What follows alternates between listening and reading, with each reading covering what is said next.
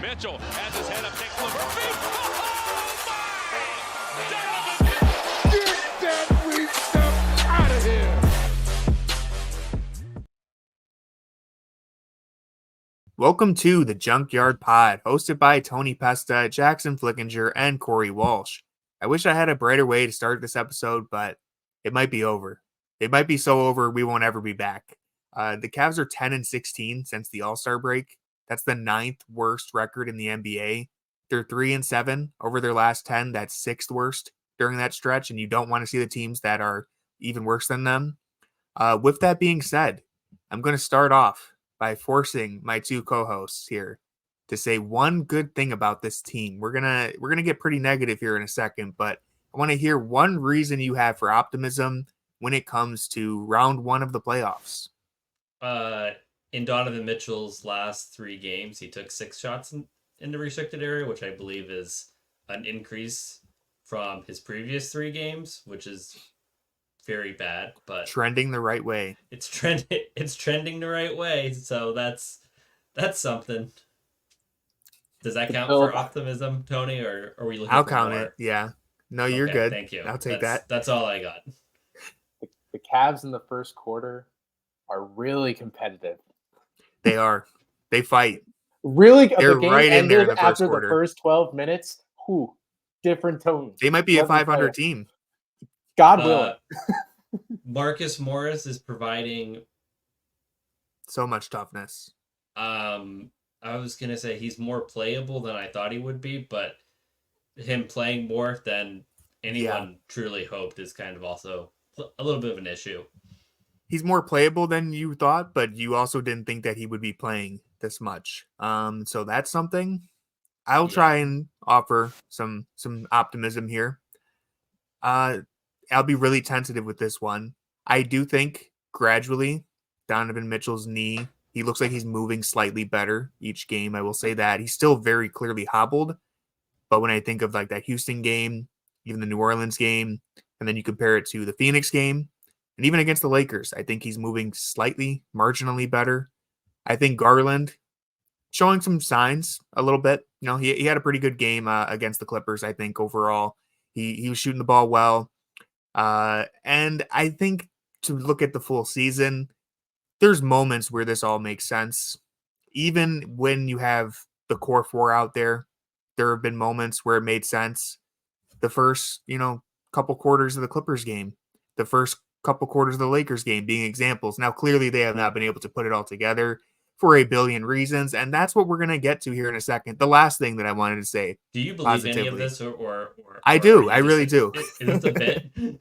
There have been moments where this team makes sense. And I guess the last thing that I can say if I have any optimism for round one of the playoffs is that momentum is really weird.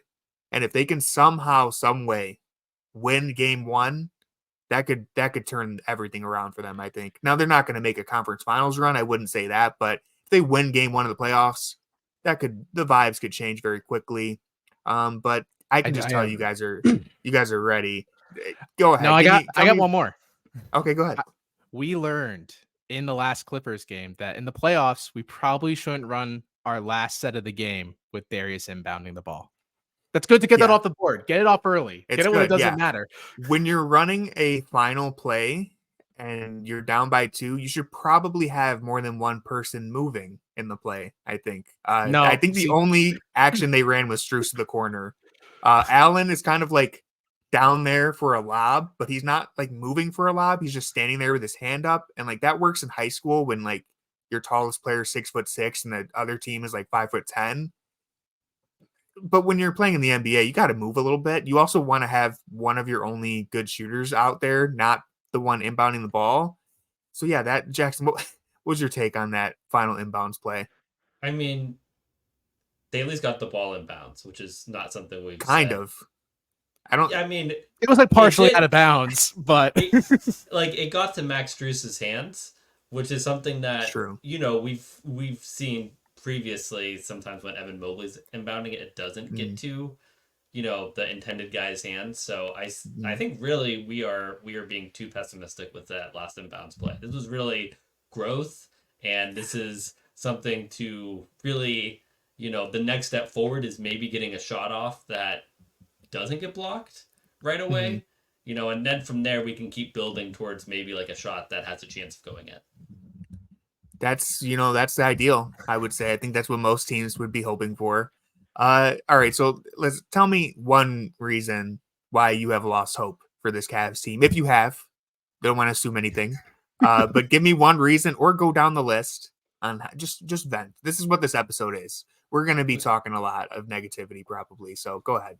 Okay, so you can look at so many areas where the Cavs are underperforming, but I think the biggest thing that they're underperforming is on the defensive side of the ball, and that's what's most concerning because that's what this team holds, kind of like hangs its hat on, and it's expected that this team's not going to be nearly as good without Donovan Mitchell, but kind of the whole reason why the Donovan Mitchell trade made sense was, hey, Donovan Mitchell can elevate an offense that needs juice, and we can cover up for him on defense because we have two of the best defensive bigs in the league, and those two bigs have been healthy during this most recent terrible stretch, and the defense has been absolutely awful.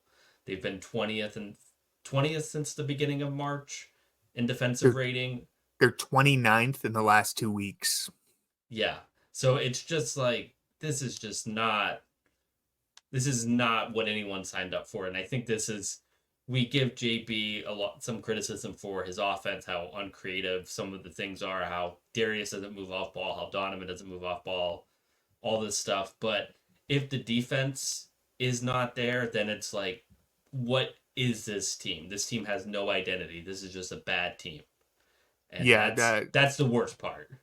That the defense has been their identity literally for this entire era, like since 2021. Right. I'm going to be negative in a second, but to be fair, the last 2 weeks, they have faced some teams that pack one hell of a punch, and they've certainly felt that punch. Like, even when you play really bad defense, Denver shooting 63% from downtown. That's the best of any team in the NBA this year. It's not an excuse by any means, because they played bad defense. But they've definitely felt some high-powered offenses. The rebounding is something that a lot of people have been talking about. They're bottom 10 in offensive rebounding percentage, so keeping the opponent off of the offensive glass. They're bottom 10 since March. They're 17th since the All-Star break.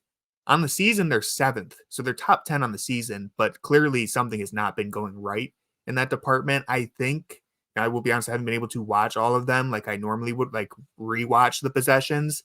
To me, it feels like it's a little bit of the team not rebounding like we saw earlier in the season. And Mobley and Allen have had some games here or there where they're just not as active on the glass as you would want. But when you think of like the rest of the players, the backcourt, the wings, they're not rebounding as well. And I think Dean Wade impacts this more than you would like and more than you would think probably. I think it just comes down to especially this, not to like turn the whole season summarized into the last two games, but I feel like the defense in both games kind of embodies like all of the issues we've seen over this poor stretch from the team.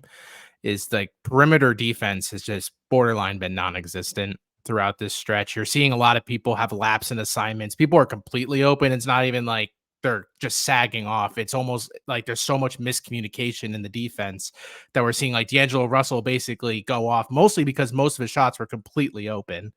And then we were seeing something similar where most teams, when they see Paul George absolutely destroying them in a game, would be like, all right, let's just try to have anyone else try to beat us, which they only did on the second to last possession where Coffee like hit the game winning 3 or whatever. And it's just like it's rinse and repeat with this team throughout this stretch. And it's almost like, I guess people want to argue that the point of attack defenders haven't necessarily been healthy during that stretch with Dean and Isaac, but this team had good stretches without them playing defense before. We can't put, oh, well, if Dean and Isaac aren't there, then the defense won't be good, because that alone is a terrible sign of a playoff team. If two role players don't play, then your entire defense plummets. Right. And Dean Wade, like we were talking, even when he was during his best stretch, how much is Dean Wade playing in the playoff rotation? And it was really a big question mark. So you can't, I think we all see how important Dean Wade is, but if you say, well, we can't win without Dean Wade, then it's like, well, then you weren't winning anything anyways. So one of the things that I think is really important that Corey brought up is like just a perimeter defense. It's just like one dribble and guys are like, it doesn't matter who the guy is, they're getting past their man. And I think this really shows up because in that stretch from December 15th to the break, the Cavs defense was really good even without Evan Mobley. And like we know Donovan Mitchell was doing a whole lot, but he wasn't being, he was wasn't playing good defense. Right, he was playing good defense, but he wasn't like locking guys down. Like he wasn't the sole reason. So like when I think about the areas where this team struggles, which is the defensive rebounding, which I have since the All-Star break, they're 19th in defensive rebounding percentage. From December 15th to the All-Star break, they were first. They are not doing a good job of defending the rim, and I think that a lot of that comes from being out of position on those dribble drives where the help isn't quite there fast enough and there's no resistance at the point of attack. So opponents were shooting 60.7% at the rim from December 15th to the All-Star break, which was second in the league. Now the Cavs are 14th since the break. And opponent three-point percentage was 7th during that stretch when they were playing really well. And since the break, it's 28th. So what that really illustrates to me is that how this defense is just breaking down entirely off of any dribble penetration because the driving kicks are open. There's no rotation. There's no help. And when there is help, you're giving up offensive rebounds. So it's just, these are just the hallmarks of an awful defense. And like, it's not, well, we just need one player to fix everything. It's like, this team has just let bad habits build up over time. And now it's just like the dam is broken and anyone, like the opponent's getting whatever they want, whenever they want it. Even some of the best. Oh, sorry, Tony. Go ahead. Go ahead.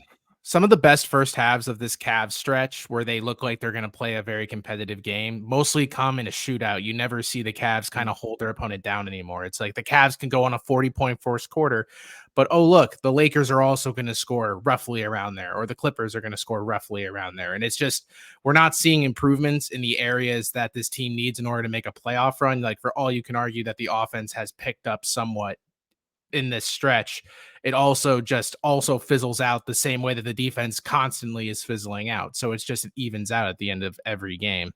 And defense, I feel like in the NBA is like half scheme, half effort. And the Cavs scheme wise are obviously getting out coached as we're seeing in this recent stretch. But also it seems like for as much as people comment that the offense is lifeless at times, the defense has been lifeless for a month-long stretch at this point. And that's more alarming, like Jackson said to me, than anything. Because if your identity is defense and you don't even really necessarily buy into the defense anymore, then you're just kind of hoping, well, if the shots fall, then we have a chance. And if not, we're not going to stop anyone. The Clippers' entire run they went on against the Clippers was mostly because they actually locked in and played defense and generated turnovers. And once the turnovers went away, so did our offense. Yeah, when's the last time the Cavs recorded a suffocate where they got 3 stops in a row? Or just, I mean, you mentioned the miscommunications. It just seems like they're not on the same page anymore. They're not on a string. I think part of this comes down to, and I'm not going to single any individual player out necessarily. I don't think you can pin the blame on any one person, but when you look at Caris LeVert and Darius Garland playing a whole lot of minutes together, I feel like just for me, this is my own personal like eye test. Whenever I see like a big defensive breakdown and like players have their hands up, like what just happened, 9 times out of 10, it's Caris LeVert or Darius Garland doing it. Like they're either ball watching, they lose track of their man. Caris LeVert was getting backdoor cut by Bol in that Phoenix game. George Niang was on Russell Westbrook for long stretches in the second half of the Clippers game, which I don't know what that was for. He wasn't even helping the way that you would expect. Like, okay, you can help off of Westbrook because he's not a 3-point threat, but he was like out there on Westbrook. It just, I don't know what the scheme is. I don't know. It doesn't seem like the players are as connected as they were before. And I think a lot of that comes down to the point of attack, like you've been mentioning. I think Caris LeVert is, oh boy, he's having one heck of a 2-week stretch here. He has been good at various points of the season. He's played some of the worst games he has ever played in a Cavs uniform. And again, I'm not trying to just blame it all on him. There's a lot of reasons they're struggling, but decision-making on both ends of the floor has been really bad. The defense has been really bad. Darius Garland's defense has been really bad this year, which sucks because last year he reached a point where again, nowhere near being like a good defender, but I would say he was a reasonably respectable defender. You didn't worry about him as much. He was a weakness, but he wasn't like this glaring like Trae Young level defender. I know Trae apparently has gotten a lot better at defense. People have said, I don't watch the Hawks very often, so I can't speak to that. But Darius is looking like old school Trae Young on defense right now. One of the things that I think is most frustrating with Darius is that game against Philadelphia a week and a half ago. He did a really good job on Maxey. Like, I don't have the numbers up, but Maxey had one of his worst games of the season, and Darius was the primary defender on him, and he really took pride and ownership in that matchup and did an excellent job of staying with him. And then to see that one night and then to have like a stretch of 6 games where he can't stay in front of anybody or isn't even providing any level of resistance, it's just like, you just can't, like, this team just can't afford that. Yeah. Darius at points, and same with LeVert, they just seem out of it. They just seem like, really watch them off ball sometimes, or even go back and watch, like, there's so many moments where I'm like, who are you guarding? Do you even know where your man is? Like, they're just so in their own head or something. And it's to the point where, like, Mobley and Allen haven't been great defensively either. I still wouldn't say they've been bad, but, like, when Mobley and Allen are kind of like your super band-aids that cover up for all these things throughout the last 3 years, and you start exerting them over and over and over again, and then they go through a stretch where they're just not really playing that great defensively either, like, that's when you see the floodgates open, like you said. And again, if I'm trying to maintain positivity here, we know they can play defense. They were first last season. They're still top 5 this year because of that really good stretch. They were top 5 the year before that. So clearly these guys are capable of playing defense. As much as we say, hey, the playoffs are all about getting hot at the right time, it seems like the Cavs could potentially be going cold at the wrong time, which would be very unfortunate. I want to shift gears a little bit here. Going cold would be a very nice way of saying it. I would love to be going cold. frigid. We've been frozen. Right. I think last year the Cavs weren't playing their best basketball at the very end of the season. Like, you're like, well, they're not, we've seen them play better basketball, but we weren't saying, wow. I feel like they took their foot off the gas. Whereas right now it's like they've lost control. The wheels, there's no engine on the wheel car. is falling it's off. Just a skeleton. Right. I do want to switch gears here, and you can keep on the defensive topic if you want, but I want to ask, who do we have the least faith in, and is it JB Bickerstaff? Because I'm someone who has consistently said, and I still believe this, I don't think JB is a horrible coach by any means. I think he deserves credit for the way he has helped build this team up, but it feels like we have hit the point now, and granted, the playoffs are different, but I would be surprised if he's the coach next year, regardless of what success they see in the playoffs. I would be surprised if they won a series because of anything JB did, any adjustment or like coaching decision he made. I think if they win a series, it's just going to be because someone or multiple players put up big performances. And so where are you guys on JB? And is JB's future in Cleveland looking hopeless? Yeah. I think that JB really had to at least win a first round series, and we're like 2 weeks away, a little less than 2 weeks away from the playoffs. Yeah. And it's hard I have a hard time picturing them winning 2 games, let alone 4 games in a series, no matter who they play, just with how bad things are right now. And maybe 3 games at home and a couple days off here will help them kind of get back on the right track, but it's just really hard to see that changing. And if that doesn't change, there's no way that JB is coming back. And I think it's a good bet that at least one of the members of the core 4, as we call it, isn't going to be here by training camp. Yeah, and to that point, really quick, I just want to jump in. Unless Donovan Mitchell requests out, it will not be Donovan Mitchell being traded. I just want to say that because I've seen YouTube comments and people say it like, you are not rebuilding around Garland and Mobley at this point unless you have to. And that's coming from someone who still believes in those 2 players. Donovan Mitchell is that guy. You're building around him if you can. I think if Donovan says he doesn't want to sign his extension this year and is comfortable going into free agency, I still think the Cavs would probably be better Hang on off. to him. Yeah, just playing out, just doing this all over again next season and seeing if something different can change. Because if the season ended in the middle of February, or if it ended at the All-Star break, I think he would have signed on the dotted line in 2 seconds without really even thinking about it. So things change quickly in the NBA. So I don't think it's going to change quickly, as in the sense of like the Cavs are going to magically find it again before the playoffs. But things can change quickly over the course of a season. Like it feels like we've had 4 separate seasons within this season already. So I've aged 4 separate seasons. Right. So I think you can reasonably talk yourself into retooling around Donovan Mitchell and hoping that we can convince him to re-sign at the end of next season. But like it's just right now it's just tough to see them running it back if they get blown up like we expect them to in the first round. I would say no chance of that. JB will be gone, and I think I'll say the 3 of Mobley, Allen, or Garland will be moved. I would say Allen is still the like by far the favorite to be moved, just my opinion. But I don't know. I think depends on what what is out there right now would be the best move because Allen's stock is going to be the highest it's probably going to be, especially how most people perceive him this season, probably being the most consistent player. If we had to trade him at the end of last offseason, his stock would have probably been at its lowest. And I feel like, the NBA's asset retention, asset usage, Donovan Mitchell is the best asset we're going to have. So those who want to just let him go, it's like there's never going to be another Donovan Mitchell coming in the door willingly for this roster. So you just, for all the talk of, well, you might as well retain some assets if he's going to walk out the door. It's like, you're just going to be hitting a reset. So then we're just going to kind of go around a 2021, 2022 season all over again with that group and just have to go through the same way, but with maybe a few other players instead of Markkanen.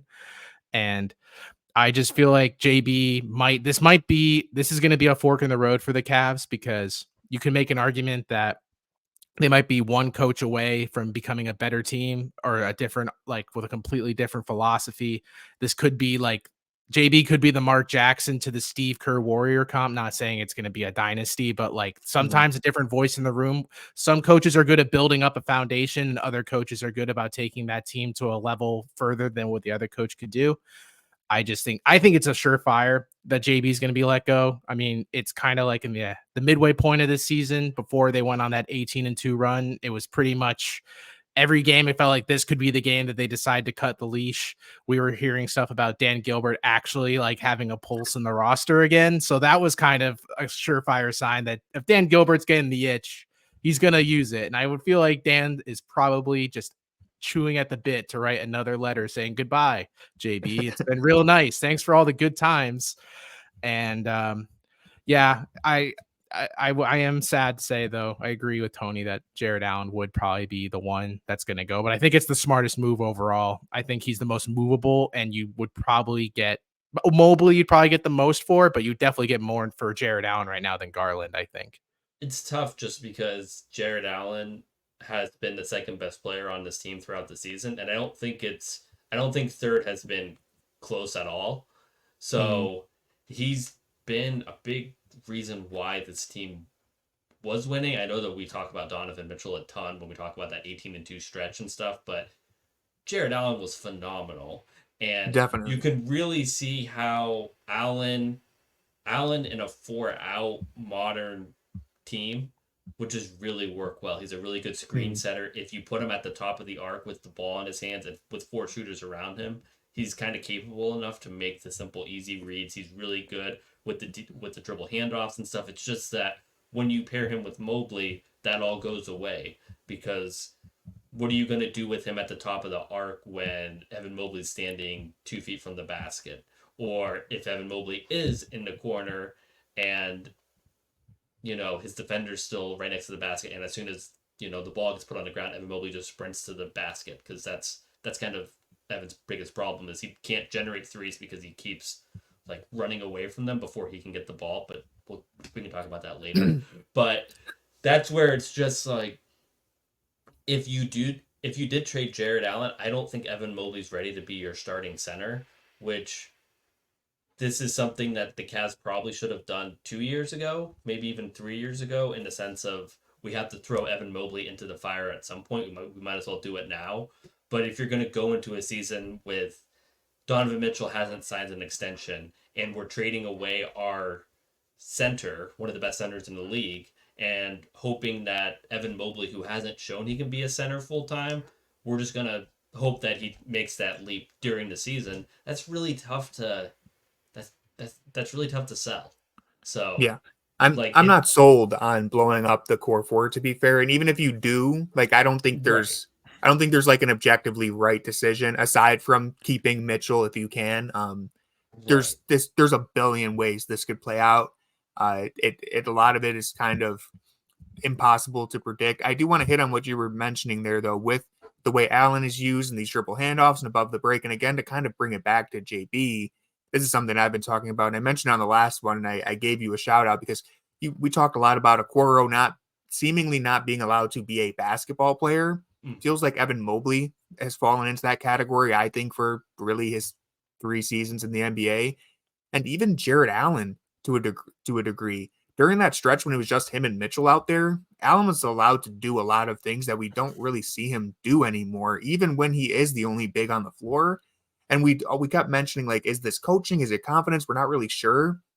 I'm starting to wonder and becoming increasingly convinced that maybe it is coaching. Maybe it is the role that JB has defined for them. And that would just, like, when we talk about changing coaches and what it could mean for this team, I'm not sure how skilled any of these players could be in an increased role. I'm mainly talking about Mobley here. If you let him handle the ball more often and you got him more involved in the offense, would it work out? I'm not sure, but I think it's the only decision from where we are now. I think having them not be basketball players, having them stand in the corner, not really touch the ball, basically just be these robotic screen setters, like, it's just too predictable. Teams have caught on, and the Cavs don't have any counters. So if Mobley can't be that guy, then you're in trouble. But we haven't had a chance to see if he can. I don't think this is a JV problem. I think this is an organizational wide problem. And I think we see the Darius Garland as well, where what they do best, they do well, but they don't do anything else. Like, Darius Garland can run a pick and roll, can run a high pick and roll with bigs. He's one of the shiftiest guards in the league in that situation. He's one of the best passers in that situation. And he has a decent floater, not this year, but he has a decent floater, and he can excel in that role. But what else can he do? Like, what else has he been asked to do? What else has he been really, like, forced to do? And it's really not much, and I feel like the same thing goes with everybody who the Cavs have drafted during this stretch, where they're not one-dimensional players, or at least they shouldn't be one-dimensional players, because we know that Isaac Okoro can dribble. We know that Evan Mobley can shoot threes, but they're never in a position to do the things that, like, do other things that they should be able to do. And that's where it's, you never even see them try it. And when you almost never see Garland flying off the screen for a catch and shoot 3. You almost never see Okoro dribble the ball and shoot a shot other than a layup. And if they do, it's like a really predetermined set. Like, we've seen Darius Garland elevator, do a set, but he's not like, oh, I'm just gonna take a flare screen from Max Strus right now when we're freelancing. Like, you never see no stuff flow. like that. There's no read and react. It's very robotic. Right, and when we talk about, like, the guys on this team that can do the things like pass, dribble, and shoot, and do it at a pretty high level, you're talking about guys who weren't developed by the Cavs. We're talking about Strus, like Donovan Mitchell, Max Strus, even like Jarrett Allen can't shoot, but Jarrett Allen has a well-rounded game in a way that Evan Mobley doesn't, and hitting the opening 3 of every game is pretty sick, but it doesn't actually do anything, besides providing those 3 points there. It doesn't change the way defenses guard him. It doesn't change anything about how he plays for the other 47 and a half minutes. And that's it's got to be volume. Right. Well, he has to put himself in a position to catch the ball there. Every time he's on the perimeter, as soon as he's like one pass away, he'll be ducking down trying to get to the basket or almost take himself out of those positions. And I think that's natural for somebody who hasn't been a volume 3-point shooter throughout their career to do. But it's alarming that this is happening in year 3 and everyone, every idiot in the world who talked anything about the Cavs, like, oh, they're going to pair Mobley and Allen together. Well, Evan Mobley better learn how to shoot threes. We were saying that in September 2022 or 2021, whatever year it was. 22? 21. September 2021, we were saying that. And it's April 2024 and we're still saying that, and we shouldn't be saying that still, or we should at least know that, hey, well, we tried this whole Evan Mobley shooting threes thing, like the Lakers tried to have Anthony Davis shoot threes, and they found out that, hey, if he shoots 6 threes a game, it doesn't matter because he just can't shoot. Same with Giannis. Like, Giannis doesn't shoot 5 threes a game like he used to, but they found other ways to build around that. Yeah. But with Evan Mobley, we still don't know that because they've never tried to do it. They've never forced him to do it.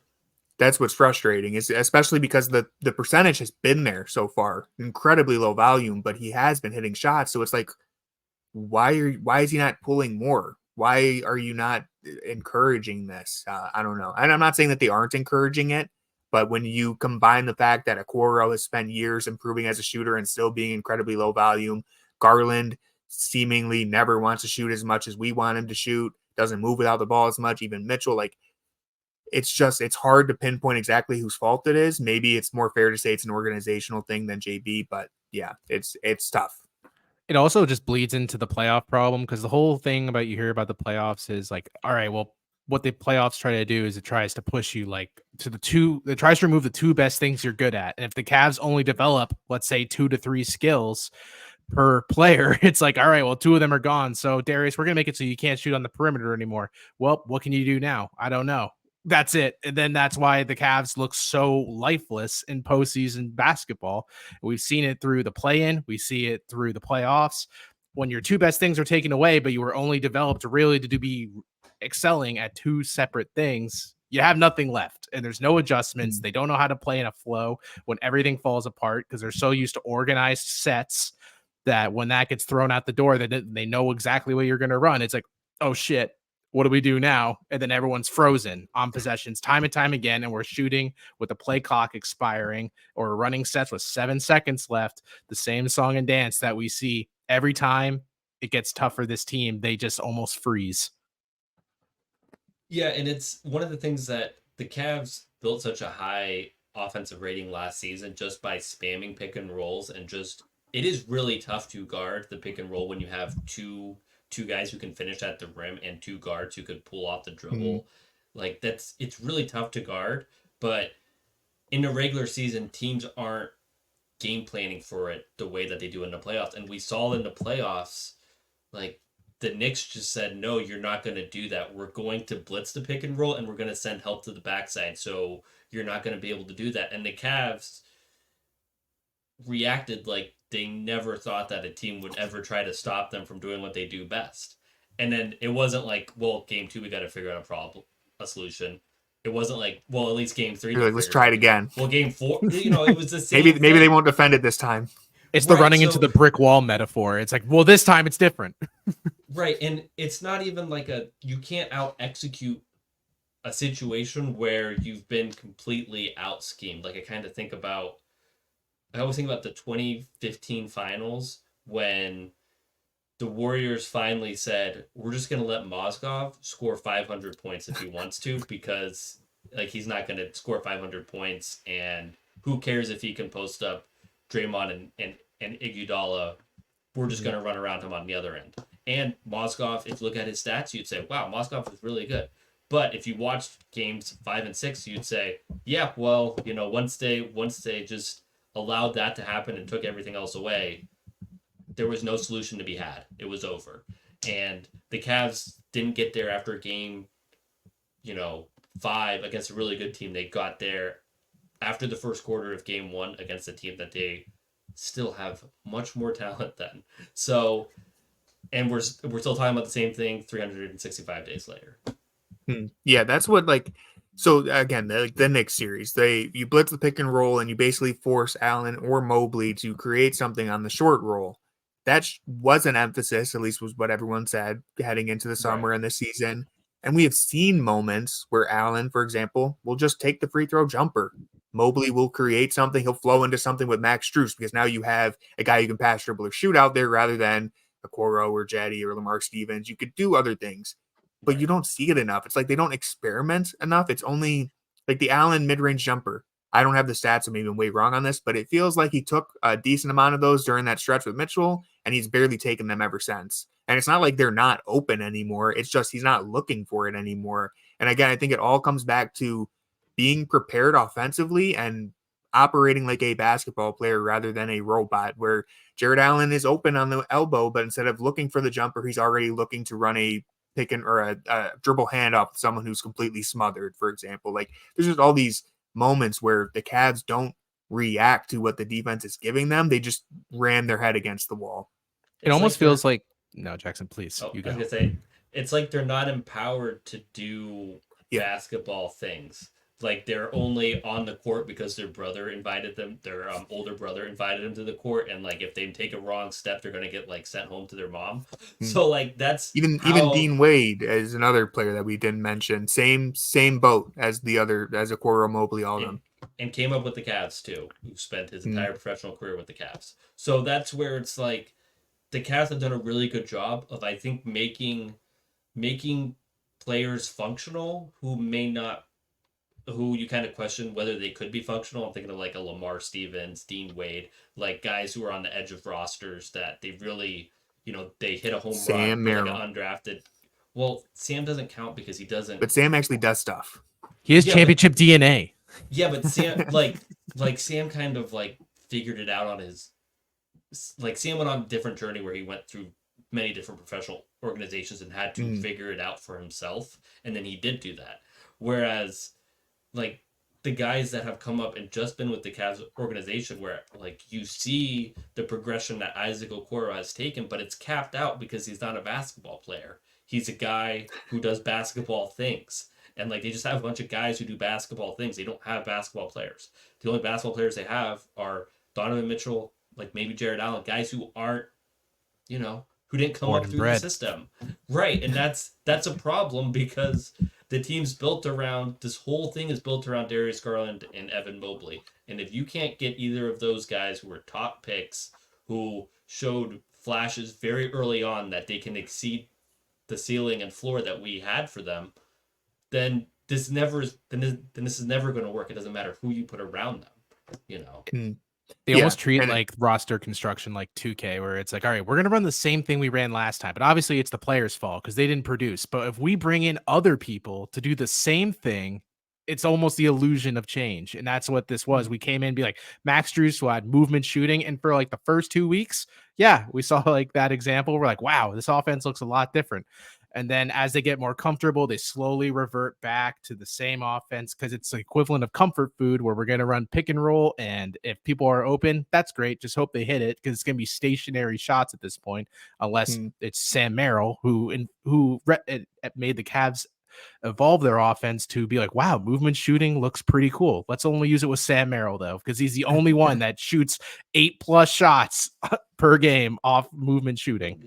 But even when he's playing in those bench lineups with Mobley and Garland, he's not getting those open looks because he's not getting the screen set for him. And Darius doesn't really like to pass out to the perimeter. Like, it's not a part of his game that he really has ever focused on, I think. Like, he's really honed in his skill to manipulate the pick and roll and throw those lob passes. And he's, one of the best in the league at it. But there's just parts of his game that are just completely missing. And it just all builds upon each other. And I think that's just like an organizational wide failure that I feel like is just all coming together now.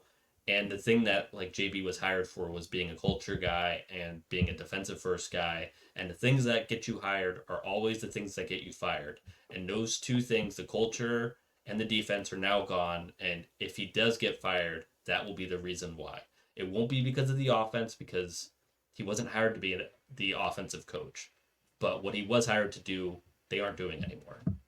So why is no one blaming Luke Walton? He was supposed to revolutionize our offense. Because it looks exactly the same. Yeah, I think you put it perfectly there, Jackson. And that's going to do it for this depressing episode of the Junkyard Pod. I want to thank everyone for watching. If you enjoyed it, please consider hitting subscribe and following each one of us on Twitter. With all that being said, go Cavs. I agree, go Cavs. Brian, is Nate Oates the next coach of the Cleveland Cavaliers? AC, clear your likes, please.